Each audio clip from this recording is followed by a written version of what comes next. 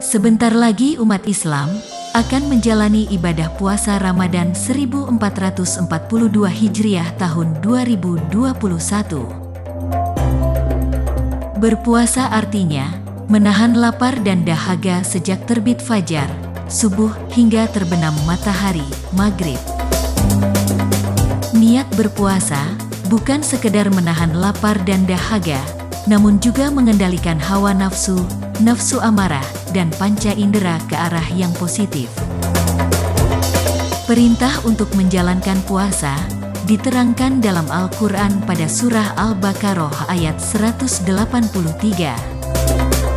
Yang artinya, hai orang-orang yang beriman, diwajibkan atas kamu berpuasa, sebagaimana diwajibkan atas orang-orang sebelum kamu, agar kamu bertakwa. Simak infografisnya berikut. Adapun lafaz niat puasa Ramadan adalah Nawaitu sauma godin an adai fardi syahri Ramadona ha'azihis sanati lillahi ta'ala.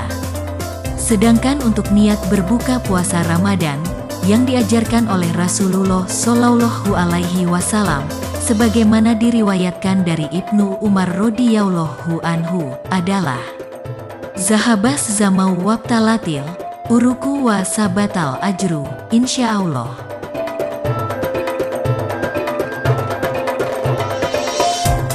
Terkait informasi berita bacaan niat dan doa buka puasa Ramadan, lebih lengkapnya bisa melansir laman website tribunlampung.co.id.